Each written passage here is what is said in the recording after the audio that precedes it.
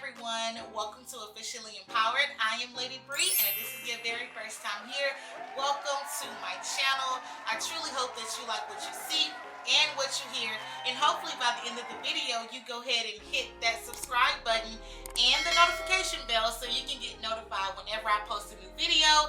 And for all of the family that is returning, all of the friends, all of the crew, welcome back, welcome back, welcome back. I'm so glad that you guys are here.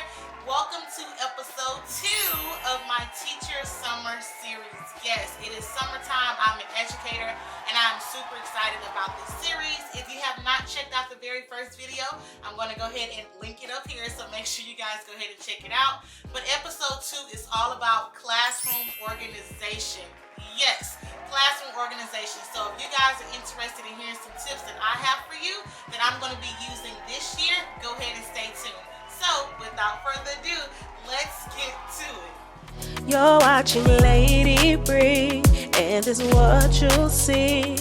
Empowerment for your life with a focus on G-O-D. It's really not about me, but for His glory. Thank you for tuning in, and I hope you like what you see. It's Lady Bree. Okay, so let's go ahead and get started with classroom organization. Just in case you are new to my channel, as a reminder, I am a 6th-year ELA teacher here in Houston, Texas. And when it comes to classroom organization, sometimes, honestly, I just kind of have like a love-hate relationship with it. I mean, of course, I think it's every teacher's dream to be as organized as possible. But sometimes, just being transparent, just being honest, once you get inside the classroom, you have students, the year is moving, organization kind of goes out the window. That may not be your story, but that has definitely been my story throughout the last few years. I want to say year number 4 for me was my absolute best year in organization, and then boom, COVID happened, and then all of that just kind of went out the window. Organization this year was just like unheard of for me, so I'm really excited about kind of getting back to normal, going inside the classroom and really stepping up organization. So I'm going to go ahead and give you guys some tips that I used previously that I'm definitely going to be using this year, as well as what I have been doing now to prepare for organization. Some of these things you may have already heard of before. I am not telling you that you have to do these things. I just know for me, they really worked, okay? So again, you can do them if you want to. If not, I completely understand. So the very first tip that I have for organization for you guys is literally, I'm pretty sure you've heard it before, but labeling everything. I did not understand the importance of labeling. I did not. I felt like it was a lot of work. Who's going to be doing all this? And I never wanted to do it. When I stepped into my year 4, I went into that summer saying, Brianna, this is your time to go ahead and just label everything. What do you normally have inside of your classroom that you usually want your students to get to? What is it? Just go ahead and make the labels for it. So I kind of spent my summer just labeling everything, whether it was like a box that said scissors or miscellaneous items, glue sticks, whatever the case may be. Now, I teach 7th graders. You would think that they know how to go inside the bin and pick out whatever they need. But when I tell you guys that these labels were so helpful, they were so helpful. So I'm going to show you guys an example of a label that I created. Now, these again are from my 4th year. I have a completely different color scheme this year. So this is not what I'm going to be using this year. But this is what I'm talking about when I'm saying labeling. So of course, this is just a clear bin that I want to say I picked up a few years ago from Big Lots, and I honestly just went on PowerPoint and I created a label that said scissors. When I tell you guys that this worked out so much better for my 7th graders, it did. They opened up the cabinet, they knew exactly what was in here because it was labeled, and they were able to grab scissors. So my very first tip for you, what I'm actually doing right now as well, is creating labels. Label everything.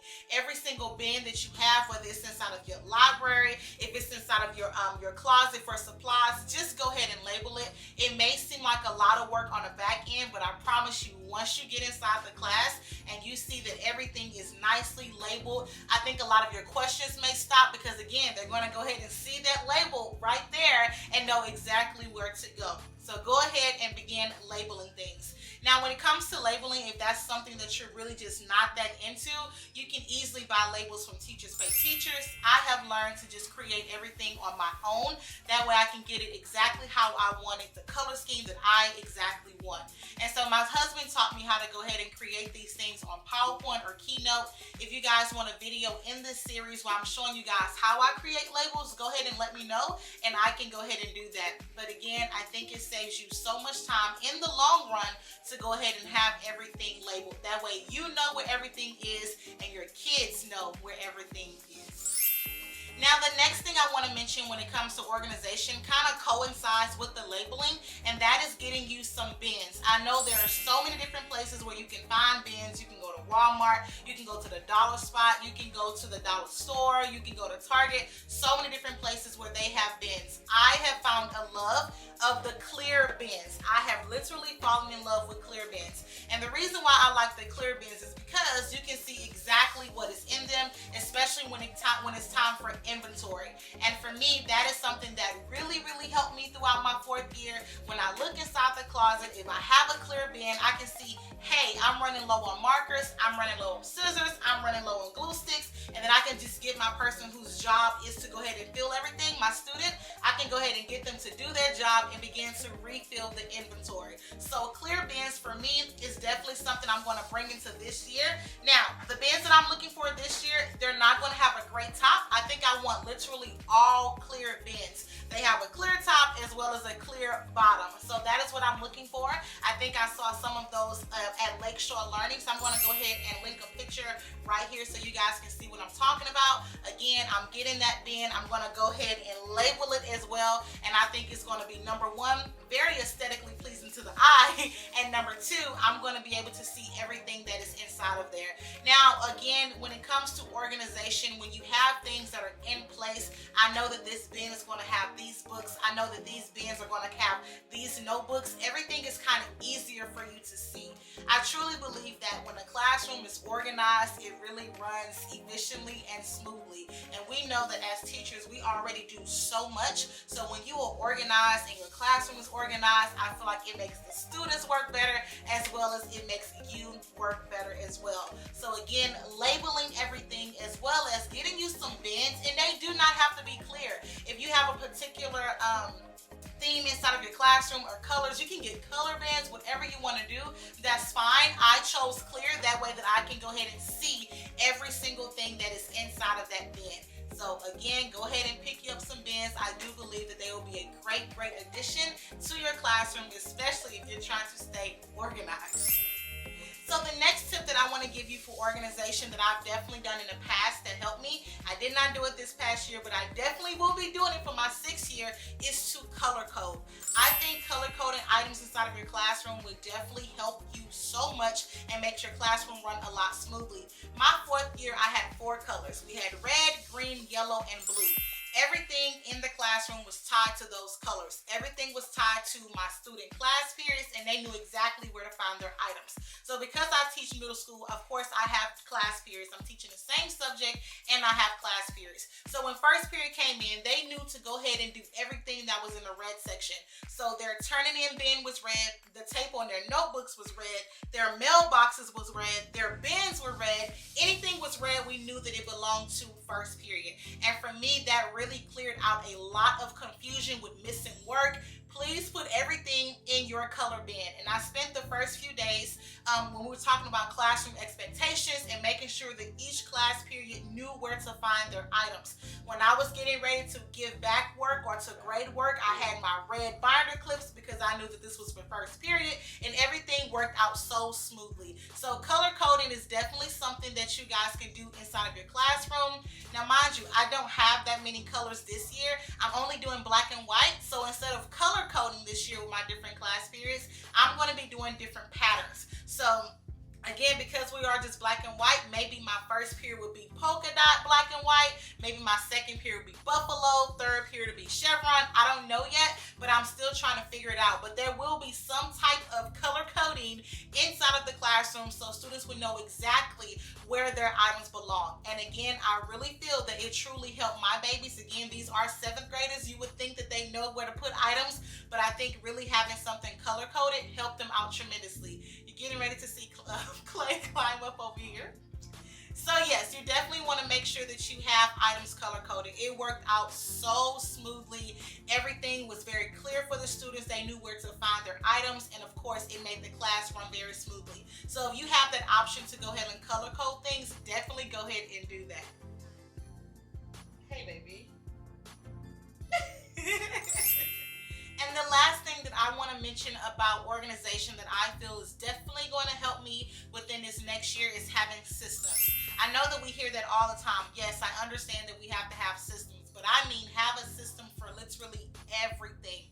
In my 4th year, I gave all of my students a class number. I did not do that this year again because the majority of my students were virtual and it was just all over the place. But when I noticed that I gave my students numbers, I feel like when it comes to turning in work, getting back work, everything again ran so smoothly. And so when it comes to class numbers, I basically gave students numbers 1 through 30. And so this year, of course, I made them myself because I wanted everything to go with my theme. So I just have these little circle numbers, right? You know, my colors are black, white, and greenery. And every student will be tied to a number. So when it's time for me to give you items back for your mailbox, it's going to be tied to your number. When it's time for you to turn in your work, you're going to go ahead and make sure that you're putting your number at the top of your paper. Having this system for me in the past truly worked out when it comes to, I didn't put my name on my work for some reason. It really helped out because I was able to identify the students' work by just looking at their number. So for me, this is a really great way to keep all of the class work organized, and it is a system that I used in the past and it definitely worked for me, and I'm definitely going to go ahead and use it this year as well. And again, the only thing I did was just created these numbers on keynotes and then printed them out and laminated them. So I'm definitely going to go ahead and use these. Now, because I did see my classroom and I'm super excited about it, I cannot wait for you guys to see it. My classroom is a tad bit smaller than what I was thinking, so I cannot have the entire mailbox system that I want, but thank you to my sis Jalir. She gave me another alternative. I'm going to have like these pocket folders bin, not pocket folders bin, this is not what it is, like a pocket chart and it's going to have all of the different folders, and then within those little brackets I'm going to actually have the students' numbers. So I'm super excited to have this system inside of my classroom. But when I talk about systems, guys, I mean a system for everything. So where are students going to put their work when they're done? When do students get up to sharpen their pencils? What do they do when they first come inside the classroom? You have to literally kind of think about how do you want your classroom to flow, your lessons to flow, your class periods to flow from top to bottom. And once you have that, then you would kind of know what type of systems you want in place. So for me, in the past, my morning routine usually be as I'm at the front door doing the threshold, I'll have my person that comes in and pass out notebooks. That person will get on their job, put their backpacks down, go and begin to pass out their notebooks. Students will go ahead and get all the supplies that they may need. They'll go ahead and sharpen their pencil before the bell actually rings. If they need to go ahead and throw anything in the trash, that is the time for them to do that. That is a system that I had in place. So I would have a student to come in, he would go ahead and pass out the notebooks. Students had different areas that they can go to. Now because again, I teach middle school and a lot of times they want to just be up and round and touching each other and doing all of that, I ended up putting like a supply cart in 4 corners, right? So I had corner A, B, C, and D. In corner A, you had your own pencil sharpener, you had your own trash can, you had your own supplies, hand sanitizer, whatever you need in that corner, right? And if you were sitting near that corner, that is your area. I do not need you leaving A to go to C and use their trash can. You're sitting in A, so use the trash can A, use the pencil sharpener A. And for me, that really cut down on traffic in the classroom. Students trying to go and talk to the student over here.